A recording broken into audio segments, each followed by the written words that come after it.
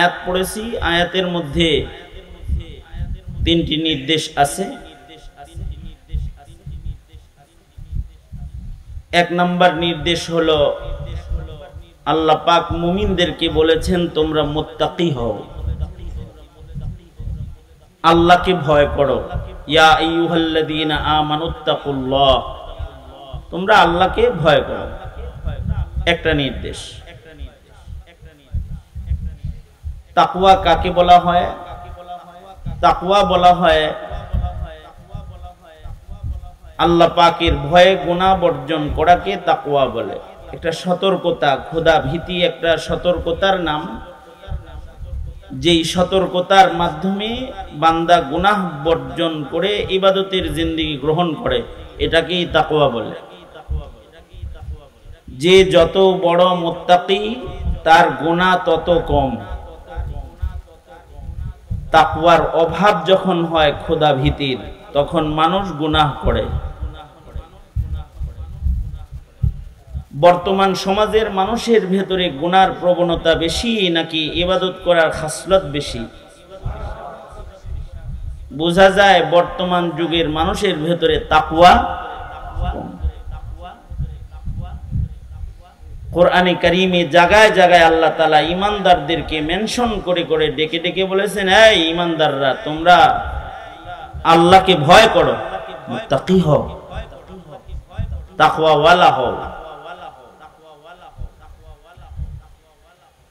তাকওয়াওয়ালা হইলে গুনাহ ছাড়তে পারবে, ইবাদত করতে পারবে।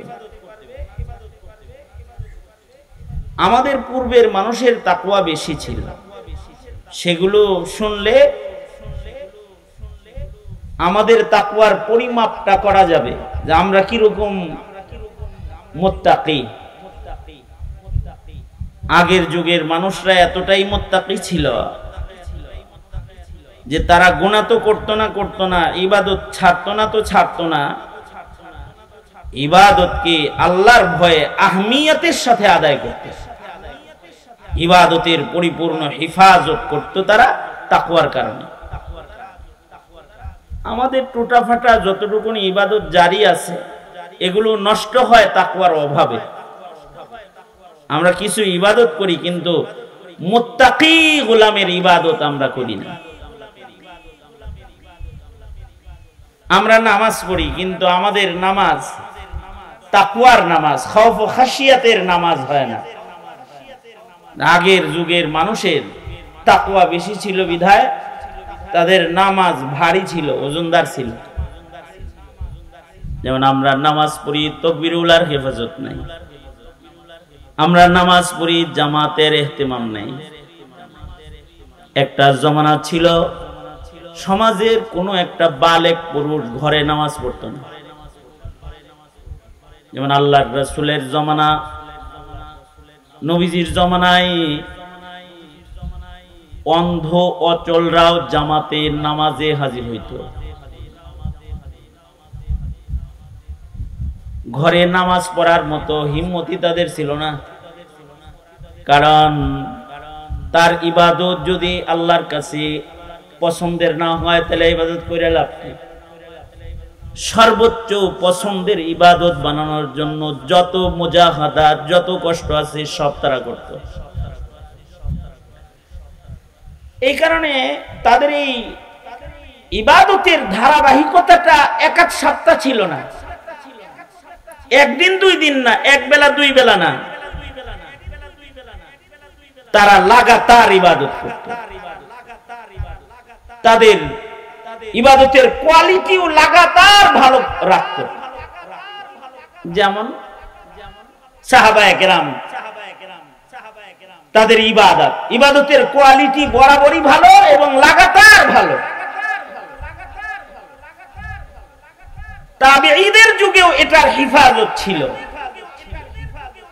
এ কারণে সাহাবীদের ইবাদতের বর্ণনা যেমন ইতিহাসের পাতায় আছে, তাবেঈদের গুণাবর্জন ও ইবাদতের বর্ণনা, তাকওয়ার বর্ণনা ইতিহাসের পাতায় মওজুদ আছে। যেমন ইতিহাসের পাতার একজন তাবেঈর নাম আমি বলি আপনাদের সামনে, সাঈদ ইবনে মুসাইয়্যিব রাহমাতুল্লাহি আলাইহি। যিনি হযরত আবু হুরায়রার মেয়ের জামাই ছিলেন। হযরত আবু হুরায়রা হলেন মুকাসসিরিন সাহাবীদের অন্যতম সর্বোচ্চ হাদিস রিওয়ায়াতকারী সাহাবী হযরত আবু হুরায়রা। এই হযরত আবু হুরায়রার মেয়ের জামাতা ছিলেন সাঈদ ইবনে মুসাইয়িব। ওনার ইবাদতের ঐতিহাসিক বর্ণনা কিতাবে মওজুদ আছে। কেমন ঐতিহাসিক বর্ণনাগুলো? কিছু অংশ আমি বলি আপনাদের সামনে। একটা বর্ণনা, সাঈদ ইবনে মুসাইয়িব 40 বছর লাগাতার তাকবীরে উলা সহকারে নামাজ আদায় করছেন। কত বছর? কত বছর? এবার বুঝেন, আপনি আমি নামাজ পড়ি কয় বছর? তাকওয়ার হিসাবটা করতে পারবেন যে আমাদের তাকওয়ার পরিমাপটা কি। শুধু তাই নয়, সাঈদ ইবনে মুসাইয়িব লাগাতার 40 বছর নামাজ পড়েছেন তাকবীরে উলা সহকারে। শুধু তাই নয়,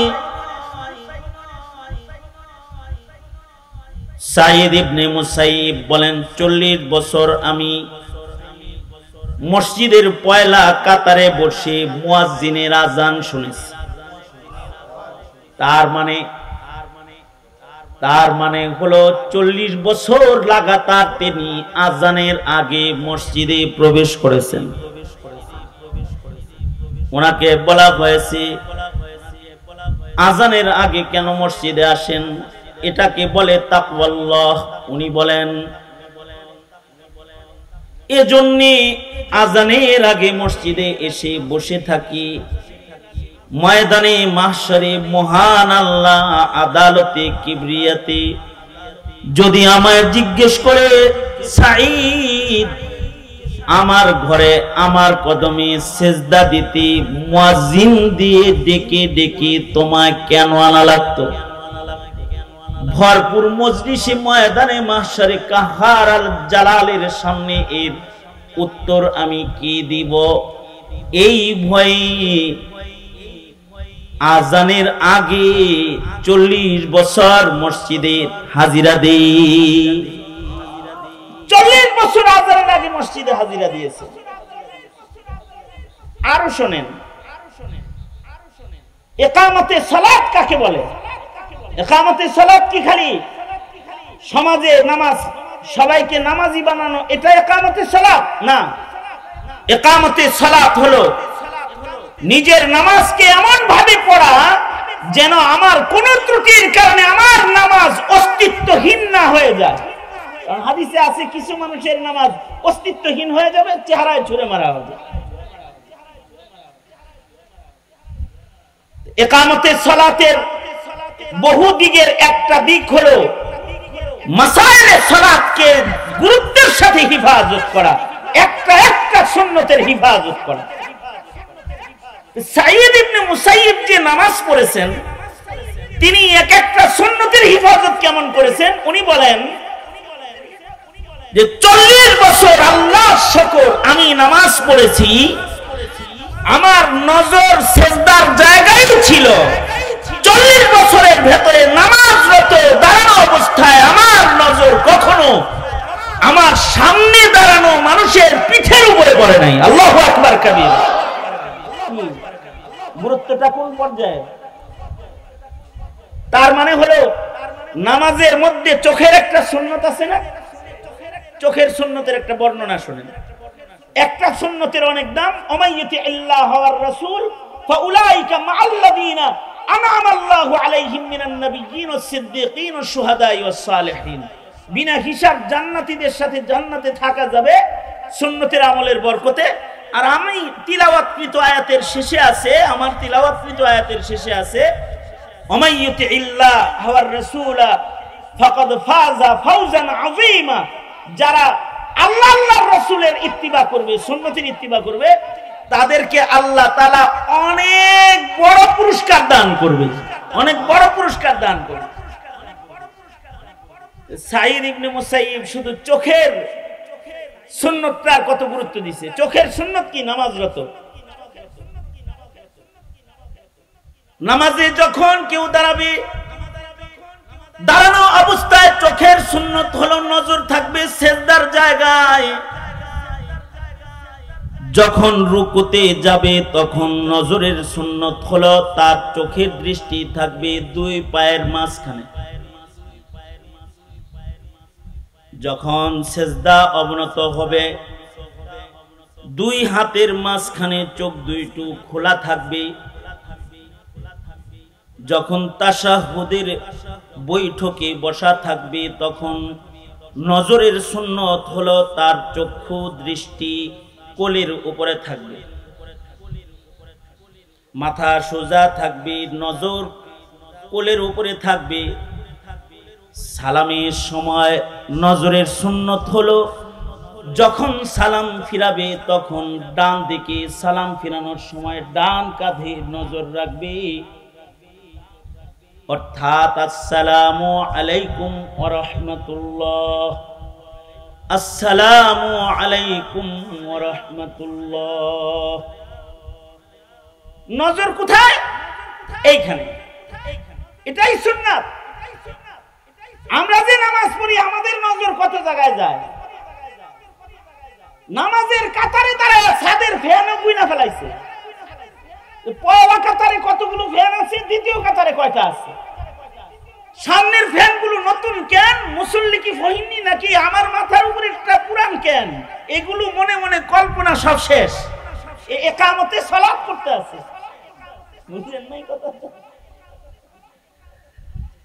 যখন নামাজ পড়তেছে নামাজের ভিতরেই হুজুরে কালব তো নাই, সুন্নত নাই, সে মসজিদে দেহ আছে, সে অন্য রাজ্যে ঘোরাফেরা করতেছে।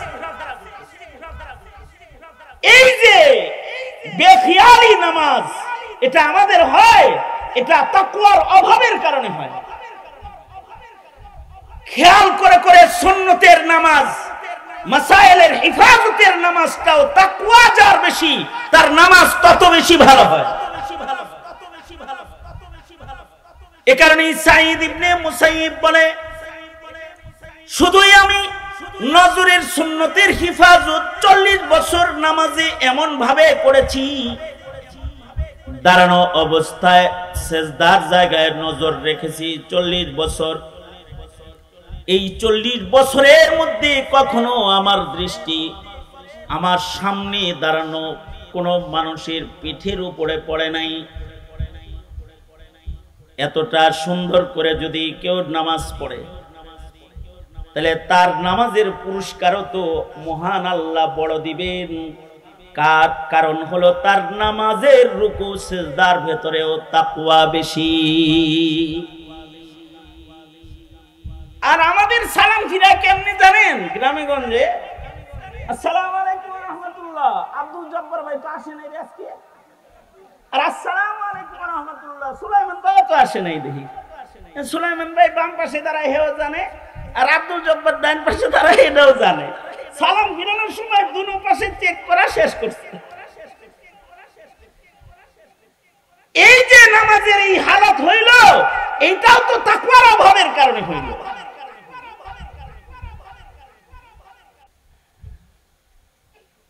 সুতরাং ইয়া আইয়ুহাল্লাযীনা আমানুত্তাকুল্লাহ, হে ঈমানদাররা আল্লাহকে ভয় করো।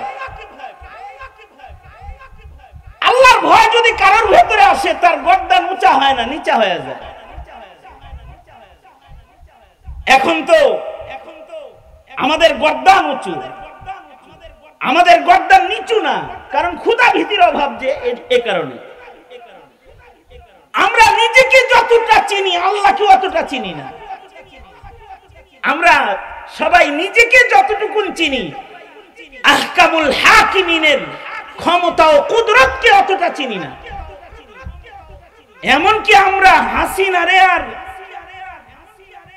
খালেদা জিয়ারে যতটা চিনি, আওয়ামী লীগ আর বিএনপিরে যতটা চিনি, আল্লাহরে অতটা চিনি না। আমরা আল্লাহরে যদি চিনতাম ভালো, তাইলে আমরা ভিন্ন কোয়ালিটির মুসলমান হইতাম। তবে আল্লাহ তাআলাকে কেউ যখন না চিনে, আল্লাহ তাআলা কিন্তু আল্লাহর পরিচয় দেখায় দেয়। যেমন এক সময় আল্লাহ বিল্লাহ সব ভুইলা, মোল্লা মুন্সি সব ধইরা, জেলখানা ভইরা আর অত্যাচার কইরা আওয়ামী লীগ যেন খোদা ভুইলা গেছিল, এরকম অবস্থান যখন হয়েছে, ঘাটটা ধরে হেলিকপ্টারে পাঠায় দাদার দেশে পাঠিয়ে দিয়েছে, ইন্ডিয়া পাঠিয়ে দিয়েছে। আল্লাহরে চিনে নাই। এই সামনেও যারা ক্ষমতায় আসতেছে তাদেরকে বলবো, আল্লাহ চিনো, আল্লাহ চিনো, ধর্ম মানো, নবীজির রেখে যাওয়া আমানতকে কদরদানি করা শিখো। কারণ মনে মনে ভাবতেছে যে তোমরা ছাড়া আর কেউ ক্ষমতায় নাই, কিন্তু হাসিনার এত স্বপ্নের ক্ষমতা ভাঙ্গা দিতে যেই রবের 40 মিনিটও লাগে নাই, 40 মিনিট আগে সে নিজেও জানে না যে আমার চাউনগা লাগতেছে। তোমাদের যে কোন জায়গায় চলে যেতে হবে ওই পরিবেশও কায়েম করতে তার বেশি সময় লাগবে না, তবে তার গোলাম হয়ে যাও, তার গোলাম হয়ে যাও, দুনিয়া ও আখিরাতের রাজত্ব দখল করে নাও। খোদা ভীতির দরকার। সুলাইমান আলাইহিস সালাতু ওয়াস সালাম এখনকার পার্টি নেতারা আছে না, কেউ রাগ করেন না, আপনারা আমার ভাই, এমনি কই আর কি। এখনকার কিছু পাতি নেতা আছে না যারা কোন রকম নেতা নেতা হইছে, এখন নেতার জ্বালায় তো হাঁটা যায় না রাস্তা দিয়ে, ঠিক না? নেতার ভাব হইলে এরকম, আল্লাহরে ডরান লাগবো না, আমারে ডরা, এরকম ভাব তার ভিতরে আছে।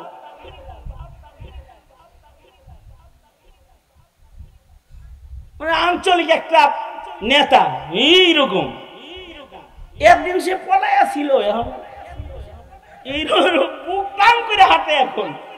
মানে হের কিন্তু কোনো ক্ষমতা নাই, তার উপরের কোন বসের পাওয়ারের জ্বালাই হের দাপটে এলাকা দিয়ে হাঁটতে পারবেন না আপনি। কারণ কি? খোদাভীতি নাই।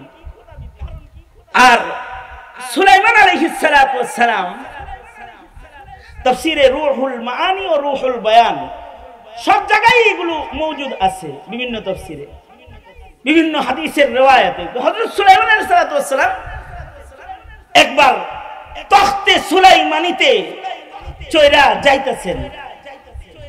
সুলাইমান আলাইহিস সালাতু ওয়াস সালামের তখতে সুলাইমানি কত বড় ছিল আর সুলাইমান আলাইহিস সালাতু ওয়াস সালামের রাজত্ব কত বড় ছিল, এই বিষয়ে আলোচনা করতে গেলে এইটা নিয়ে ঘুরুর ঘুরুর করতে হবে অনেক টাইম। তবে সারা দুনিয়ার রাজত্ব যারা করেছে তাদের ভেতরে হযরত সুলাইমান একজন, এবং উনার আল্লাহ প্রদত্ত মুজিজার ভেতরে একটা মুজিজা হলো সুলাইমান নবীর হেলিকপ্টারও লাগতো না, বিমানও লাগতো না। উনি কিন্তু তখতে সুলাইমানিতে চড়ে বসলে তখতে সুলাইমান আলাইহিস সালামকে নিয়ে সারা দুনিয়া সায়ের করত, সারা দুনিয়া ঘুরত তখতে সুলাইমান। তো হযরত সুলাইমান আলাইহিস সালাতু ওয়াস সালাম একবার তখতে সুলাইমানিতে বসে কোন দিকে যাইতেছেন, নেতারা ভালো করে হইলেন, তখতে সুলাইমানিতে চড়ে যাইতেছেন একদিকে। তো এই তখতে সুলাইমানিতে চড়ে যখন যাচ্ছেন, তখতে সুলাইমানির ভিতরে হায় রে, ওই যে কি কার যেন কয় যে উপরে খোলা থাকে, কি সান্ডব না, হ্যাঁ, সাত খোলা কার যদি কারোর থাকে, আর যদি সে নেতা হয় আর হে যদি রাস্তা দিয়ে যায়, তখন সিটের উপরে দাঁড়ায় এরকম এরকম এরকম করতে করতে যায় না, এরকম করতে করতে যায় না। তখতে সুলাইমানির তো ছাদ নাই, তখতে সুলাইমানিতে সুলাইমান নবী বসে আছেন, নিচে থেকে সবাই সুলাইমান নবীকে দেখতে চায়, সবাই তখতে সুলাইমানির দিকে তাকায়, কিন্তু সুলাইমান আলাইহিস সালাতু ওয়াস সালাম উনি আসামির মতো মাথাটা নিচে দিয়া চুপি চুপি বৈশা যায় সব সময়। হযরত সুলাইমানের মন্ত্রী পরিষদ যারা, তারা সুলাইমান নবীকে জিজ্ঞেস করলেন, পয়গম্বর সুলাইমান, তখতে সুলাইমানিতে বসে আপনি যান মাথাটা পর্যন্ত উঁচা করেন না, আর হিমিয়ার নেতা দেখে মোটর সাইকেলে বসে, তাই তার ধাক্কার চোটে কেউ রাস্তায় থাকতে পারে না। আর তখতে সুলাইমানিতে সুলাইমান আলাইহিস সালাতু ওয়াস সালাম বসেছেন, মাথা নিচের দিকে দিয়ে বসে আছেন। মন্ত্রী পরিষদ বলে, সুলাইমান মাথা নিচের দিকে দিয়ে কেন বসে আছেন, মাথা কেন উঁচা করেন না, এভাবে জড়সড় হয়ে বসেছেন কেন? হযরত সুলাইমান বলে, সারা দুনিয়ার বাদশাহী মহান আল্লাহ আমাকে দান করেছে, কিন্তু আমাকে এই বিনয় আর নম্রতা একটা পিপিলিকায় শিক্ষা দিয়েছে। আমার এই বিনয় আমি শিক্ষা গ্রহণ করেছি একটা পিপিলিকার কাছ থেকে। আল্লামানি নামলাতুন, একটা পিঁপড়ায় আমাকে মাথা নত করা শিখাইছে। ওই কেমনে? ওই যে পিপিলিকার সাথে আমি কথা বলতেছিলাম, সুলাইমান নবী পিঁপড়ার সাথে কথা বলতেন, পিপিলিকার কথা বুঝতেন, এমনকি মন্তকাত তায়ের পশু পাখির ভাষা আল্লাহ পয়গম্বর সুলাইমানকে শিক্ষা দিয়েছিলেন। সূরা নামল সুলাইমান নবীও পিপিলিকার কথার দলিল বহন করে, ইতিহাস বর্ণনা করে মহান আল্লাহ উম্মতে মুসলিমাকে সূরা নামল দান করেছেন। পিঁপড়ার সাথে কথা বলতেন সুলাইমান আলাইহিস সালাতু ওয়াস সালাম। ইনস জিনের বাদশা ছিলেন, পাখির সাথেও কথা বলতেন, এমনকি পাখির কথা বুঝতেন। আমরা কি পাখির কথা বুঝি? বুঝেন কথা কর না, বুঝেন পাখির কথা? আমরা তো পাখির কথা বুঝি না, কিন্তু সুলাইমান আলাইহিস সালাতু ওয়াস সালাম পাখির কথাও বুঝতেন। একবার সুলাইমান আলাইহিস সালাতু ওয়াস সালাম রাস্তা দিয়ে যাইতেছেন, তো দেখে গাছের ডালে বসে বসে এক পুরুষ পাখি এক মহিলা পাখির সাথে প্রেম করতেছে।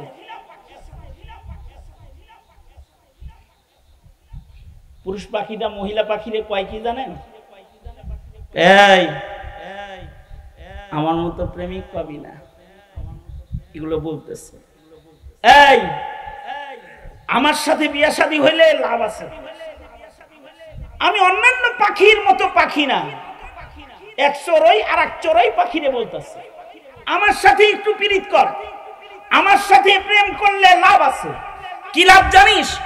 আমি তোকে মসজিদুল আকসার সাদা গম্বুজের ভেতরে তোর জন্য একটা বাড়ি বানায় দিব। সুলাইমান নবী কয়, সব বিয়াকারীরা মিথ্যাবাদী, কারণ মসজিদুল আকসার খবর আমার চাইতে তো আর কেউ বেশি জানে না। বারবার আমি মসজিদুল আকসা নির্মাণ করেছি, আর ও বউয়ের লোভ দেখাইতেছে যে ওই মিনারার সাদা জায়গায় তোকে একটা বাসা বানায় দিব, ওইখানে দুইজন থাকবো, আমার সাথে ওই জায়গায় সম্পর্ক আছে, করার মতো লাইনঘাট আছে, এগুলো বলতেছে। সুলাইমান নবী বলে যে কিরকম মিথ্যাবাদী, কুল্লু নাকিহিন কাযযাব। সুলাইমান নবী বলে সব বিয়াকারী যারা এগুলো সব মিথ্যাবাদী, কারণ বিয়ার আগে খালি বিভিন্ন ধরনের প্রলোভন কথাবার্তা উল্টা উল্টা করে, আর বিয়ার পরে এই মিষ্টি কথা থাকে না, এই কথাগুলো টক হয়ে যায়। মানুষের মুখের কথা টক হয়ে যাক, তিতা হয়ে যাক, ধারালো হয়ে যাক, এটা আল্লাহ পাক চান না। এ কারণে আল্লাহ পাক বলেন অকুলু কাওলান সাদীদা। আমি যে আয়াত পড়েছি এটা কিন্তু বিবাহের খুতবার ভেতরে এই আয়াত পড়া হয়।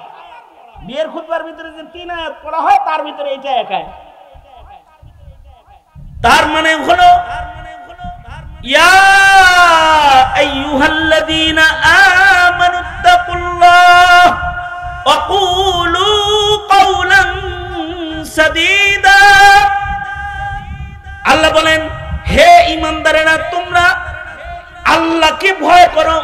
অকুলু কাওলান সাদীদা, তোমরা মিষ্টি মিষ্টি কথা বলো, সুন্দর সুন্দর কথা বলো, দুষ্ট কথা বলবা না, নষ্ট কথা বলবা না, ভালো কথা বলবা, পাক কথা বলবা, সুন্দর সুন্দর কথা বলবা। বিয়ে শাদী যেহেতু কথার মাধ্যমেই বিয়ে হয়, এ কারণে সুন্দর সত্য কথা বিবাহের মজলিসে একজনের ভোট চলে যায়। এই মুখ ভালো করে আলান, সুন্দর ভাষা নিয়ে আগমন করুন, কারণ মানুষের যখন মুখ অসুন্দর হয়ে যায় বুক অসুন্দর হয়ে যায়, আর যখন মুখটা ভালো হয় তো বুকটা ভালো হয়ে যায়। এ কারণে কুলু কাউলান সাদীদা, মুখটা ভালো করো, বুকটা ভালো হয়ে যাবে। সুতরাং দুষ্ট কথা উচ্চারণ করব না, ইনশাআল্লাহ। জোরে করে বলেন তৈয়ার আছি তো ইনশাআল্লাহ। আর সুন্নতের পাবন জিন্দেগি করব। সমাজে মুত্তাকি বাচ্চা কাচ্চা বানাইতে দরকার মাদ্রাসা, স্কুল কলেজে তাকওয়া শিক্ষা দিবে না, কিন্তু তাকি আপনার ছেলেকে তাকওয়া শিক্ষা দিবে। যে কোনো মাদ্রাসা আপনার সন্তানকে তাকওয়া শিক্ষা দিবে, নম্র ভাষা শিক্ষা দিবে। এ কারণে দেখেন না, এই দেশের কোন হুজুরের ভাষা খারাপ না, এরা মিম্বরে বসে বসে মিষ্টি কথায় কথা কয়। আপনি কি মনে করেন আপনার মতো ভাষা হারা জানে না? বিশ্বাস করেন, যদি প্রতিযোগিতা লাগে না আপনি পারবেন না, কিন্তু জানে, কিন্তু আপনাকে কিছু বলে না আর কি। কারণ তারা তাদের মুখকে সুন্দর কথায় ব্যবহার করে, সুন্দর কাজ করে, সুন্দর কথা, সুন্দর মুখ, তাই সুন্দর কাজ বেশি করে। তবে মুমিনের হৃদয়ে ঈমান আছে, ঈমান, এই ঈমান নষ্ট করে, তাকওয়া তাহারাত নষ্ট করে যারা জাতিকে বেঈমান বানাইতে চায়, তাদের মোকাবেলায় সংগ্রাম এক নম্বর হলো তালিম তারবিয়তের সংগ্রাম। তালিম তারবিয়তের মাধ্যমে এদের বিরুদ্ধে সংগ্রাম চালিয়ে যেতে হবে। নবী রাসূল দিয়ে আল্লাহ তাআলা এই পদ্ধতিটাকেই সর্বপ্রথম গ্রহণ করেছেন, তালিম ও তারবিয়ত। আমি একটা কথা বলে আমি আমার আলোচনা আজকের মতো শেষ করে দেব ইনশাআল্লাহ। সেটা হলো, হজ থেকে আসার সময় আমি ফ্লাইটে উঠেছি এই গত সফরে। তা আমার পাশে যে ক্রু আছে খেদমতে, তো বিজনেস ক্লাসের ওই ক্রুদের কাছে নাম শুদ্ধা ওদের কাছে লিস্ট আছে, অমুক অমুক এত সিটে, অমুক অমুক এত সিটে। তো আমার সিট বরাবর এসে দাঁড়ায় ক্রু বলে কি, your name Khalid Saifullah Ayubi? G, my name is Khalid Saifullah Ayubi. Your name, তোমার নাম কি? মাই নেম ইজ আলী, আমার নাম আলী। আলী। আমি ভাবলাম যাক, আজকে কমাস কম একটা মুসলমানের রাতের খাওয়ান দাওয়ান নসিব হইতেছে মনে হয়, খুশি হয়েছি আর কি। তা আমার কাছে আসছে, খাবার নিয়ে আসছে। তা আইসা আমার দাড়িতে হাত দিয়া বলে, তোর দাড়িটা খুব সুন্দর লাগে, ইউ আর এ সুন্নি মুসলিম? আমার তুই কি সুন্নি মুসলিম নাকি? হ্যাঁ আমি সুন্নি মুসলিম। You are a Sunni Muslim? No no no, my grandfather is Muslim. হ্যাঁ, এ বললো যে না না না, আমি মুসলমান না, তবে আমার দাদা মুসলমান ছিল। হে, দাদা মুসলমান ছিল? আমি কি, তোর নাম আলী হইলো কেমনি? আব্বা যে মুসলমান ছিল, আব্বা শখ করে নাম রাখছে আলী, কিন্তু বাবা আমার ছোটবেলায় মারা গেছে। বাবা বিয়ে করেছিল একটা খ্রিস্টানকে। বাবার মৃত্যুর পরে আমার মা আমাদের 3-4 ভাই বোন যারা আছি এদের সবাইরে খ্রিস্ট ধর্ম শিখাইছে, খ্রিস্টানদের সাথে আত্মীয়তা করাইছে। আমাদের মুসলিম পরিচয় যেটা, ওইটা বাবার পর্যন্তই শেষ, এরপরে ব্রেক হয়ে গেছে। তার মানে হলো একটা ছেলে, তার নাম আলী, কিন্তু তার দাদা ছিল মুসলমান, কিন্তু সে নাতির তৃতীয় পুরুষে এসে সে হয়ে গেছে পুরা খ্রিস্টান। তার বংশের থেকে খ্রিস্টান প্রজনন কেন্দ্র চালু হয়ে গেছে। এইটা শোনার পরে আমি যে 4.5 ঘন্টা বিমানে ছিলাম, এর ভিতরে আমি কিছু খাইতেও পারি নাই, এর ভিতরে একটু আরামও করতে পারি নাই, শুধু কাঁদছি আর পেরেশান হইছি যে এটাই যদি হয়, পরিবেশের কারণে যদি দাদা মুসলিম হয়ে তার নাতি খ্রিস্টান হয়ে যায়, তাইলে আমার দেশের স্বাধীন মাটিতে যারা হিন্দুত্ববাদের চাষাবাদ করতে চায়, যারা খ্রিস্টবাদের চাষাবাদ করতে চায়, যারা কাদিয়ানির চাষাবাদ করতে চায়, ওরা তো আমার নাতিপুতির ভেতর থেকে এক সময় মুসলিম প্রজনন বন্ধ করে খ্রিস্ট প্রজনন চালু করে ফেলবে।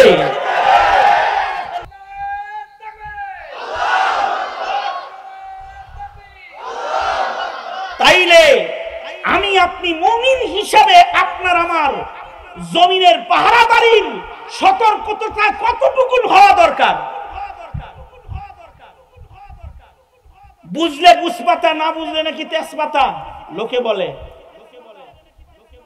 সুতরাং আমি যা বললাম তো বললামই, বুঝলে তো বুঝপাতা, না বুঝলে তেজপাতা। দেশ রক্ষা করো, সমাজ রক্ষা করো, মুত্তাকিদের সমাজ গড়ো, সুন্নাত রক্ষা করো, পরিবেশ রক্ষা করো, জমিনের পরিবেশ রক্ষা করো। সময় এসেছে আবার নতুন করে দেশের স্বাধীনতা সংরক্ষণ করার। দেশটাকে কোনো হিন্দু খ্রিস্টান মালাউনের দালালের হাতে তুলে দিও না। মুসলিম হিসাবে পাহাড়ি করো, তৈরি আছেন তো ইনশাআল্লাহ।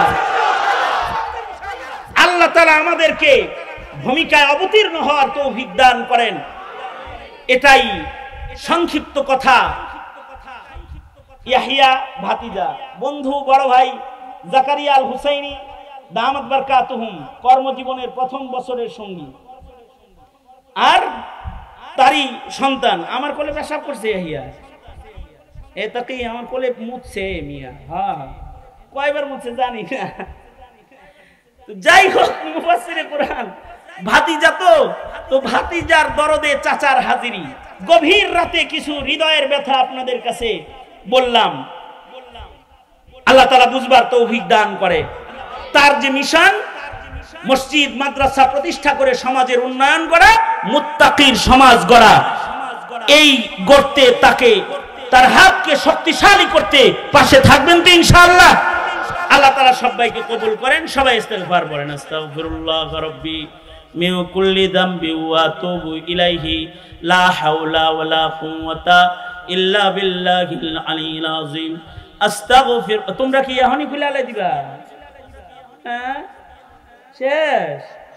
রাহো রাহো রাহো, পরে খুলে নেই, এখন একটু দোয়া কালাম করো।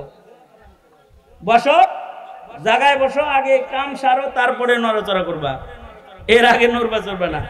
সভাপতি সাহেবের বক্তব্যটা পর্যন্ত দিলাম না, এই কারণে যেন পরিবেশ নষ্ট না হয়। মাহফিলটার শেষ ইতি হোক। শেষ ভালো যার, সব ভালো তার। সুতরাং খুব সংক্ষিপ্ত একটু দোয়া হবে, দোয়ার মাধ্যমে মজলিস ইতি হবে। আর কিছু বলবো আব্বু? তো দোয়ার মাধ্যমে মজলিস ইতি হবে।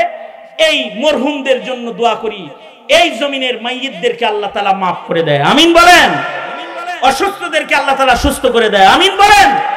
এই জুলাই বিপ্লবে যারা শহীদ হয়েছে আল্লাহ তাদের মাফ করে দেয়, জান্নাত দান করে। যারা অসুস্থ অবস্থায় রয়েছে আল্লাহ তাআলা তাদেরকে সুস্থতার নিয়ামত দান করে। যারা ত্যাগ দিয়েছে স্বাধীনতা সার্বভৌমত্ব রক্ষায়, তাদেরকে উত্তম জাযা আল্লাহ তাআলা দান করে, আমিন বলেন। আলহামদুলিল্লাহি রাব্বিল আলামিন, والصلاة والسلام على سيد الأنبياء والمرسلين محمد وعلى آله وأصحابه أجمعين। ভাতিজা ইয়াহিয়া তাকির আয়োজনে তার মাদ্রাসায় হাফেজ ছাত্রদের মাথায় দস্তার পড়াইছি। আল্লাহ, তার গর্বিত পিতা, মজলিসের সভাপতি রব্বুল আলামিন, গভীর রাত, মাঝরাত পার হয়ে শেষ রাত্রিতে আমরা পা রেখেছি। ভিক্ষুকের মতো গভীর রাতে দুইটা হাত কাঙ্গালের মতো বাড়ায় ধরেছে। জিন্দেগির সব গুনার জন্য তোমার কাছে মাপ চাই আল্লাহ। আমাদের জিন্দেগির সব গুনাহ তুমি মাফ করে দাও আল্লাহ। ছোট বড় সগীরা কবিরা, জেনে না জেনে, আধারে আলায় যত পাপাচার আমরা করেছি মাফ করে দাও। ওগো আল্লাহ, জিন্দেগি সুন্দর বানায় দাও। ইয়া আল্লাহ, পৃথিবীর নিকৃষ্টতম জালেম ইসরায়েলকে হালাক করে দাও আল্লাহ। ফিলিস্তিনের মুসলমানদেরকে মদদ নুসরত করো, বাংলার জমিনে শান্তি দান করো রব্বুল আলামিন। জুলাই মাসে, জুলাই বিপ্লবে যারা শহীদ হয়েছে তাদের ভুলি না আল্লাহ। মাগফিরাত দাও, দারাজাত বুলন্দ করে দাও রব্বুল আলামিন। যারা অসুস্থ তাদের সুস্থ করে দাও ইয়া আল্লাহ। অত্র এলাকার মাটির নিচে যত মাইয়িত ঘুমায় রয়েছে তাদের কবরগুলা জান্নাতের বাগান বানায় দাও। এখানে যারা হাত তুলেছে কারোর মা নাই, কারোর বাবা নাই। ইয়া আল্লাহ, যুগ যুগ আগে পিতার লাশ কবরে রেখেছে, কাফন সরায়া বাবারে শেষ দেখা দেখেছে। মায়ের লাশ কবরে নামায়েছে, মাকে শেষ দেখা দেখেছে। জীবনে কোনোদিন আব্বা মা ডাক যাদের নসিব হবে না, আল্লাহ তাদের মাফ করে দাও। ইয়া আল্লাহ, আব্বা জান জাইনুল আবেদিন কি মাফ করে দাও। এমন আমার মতো যারা বাপ খারাপ সকলের বাবাকে জান্নাত দিয়ে দাও রব্বুল আলামিন। আমাদের আওলাদ ফারজান্দাদেরকে নেককার বানাও, মাদ্রাসাতুত তাকিকে কবুল করে নাও রব্বুল আলামিন। হাজত খাজানায়ে গায়েব থেকে মিটায়া দাও রব্বুল ইজ্জত। এই মুহূর্তে আমাদের সালাম প্যারা নবীর রওজায়ে আতহারে পৌঁছায়া দাও। ইয়া আল্লাহ, জানি না কখন মৌতের পরওয়ানা জারি হয়ে যাবে, মৃত্যুর আগে কামিল ঈমান নসিব করে দিও আল্লাহ। অনেক কিছু বলার, সংক্ষেপ বক্তব্য, যা বলার, যত কল্যাণ সব আমাদের তুমি দান করো, আর যত অকল্যাণ তার থেকে ধরে ধরে আমাদের হিফাজত করো। আল্লাহুম্মা জাআল সারানা আলা মান যালামানা ওয়ানসুরনা আলা মান আদানা ওয়ালা তাজআল মুসিবাতানা ফি দীনিনা ওয়ালা তাজআলিদ দুনিয়া আকবারা হাম্মিনা ওয়ালা মাবলাগা ইলমিনা ওয়ালা গায়াতা রাগবাতিনা ওয়ালা তুসাল্লিত আলাইনা মান লা ইয়ারহামুনা। আল্লাহুম্মা জিদনা ওয়ালা তানকুসনা ওয়া আকরিমনা ওয়ালা তুহিন্না ওয়া আ'তিনা ওয়ালা তাহরিমনা। আল্লাহুম্মা ইন্না নাসআলুকাল জান্নাতা ওয়া নাউযু বিকা মিনান নার। মুহররমুল হারামের ত্যাগের আদর্শ আমাদের দান করো। আগামীকাল মুহররমের আশুরার রোজা, ইয়া আল্লাহ, নফলের রোজার কদর যারা করে, ইয়া আল্লাহ তাদের সহজ করে দাও রব্বুল আলামিন। খায়ের ও বরকত দিয়া মালামাল করে দাও রব্বুল আলামিন। এই মাদ্রাসা, এই মসজিদুল আকসাকে কবুল করে নাও রব্বুল আলামিন। মুআবিনিন মুহিব্বিনদেরকে পাশে দাঁড় করায় দাও। সুবহানা রাব্বিকা রব্বিল ইজ্জতি আম্মা ইয়াসিফুন ওয়া সালামুন আলাল মুরসালিন ওয়ালহামদুলিল্লাহি রাব্বিল আলামিন।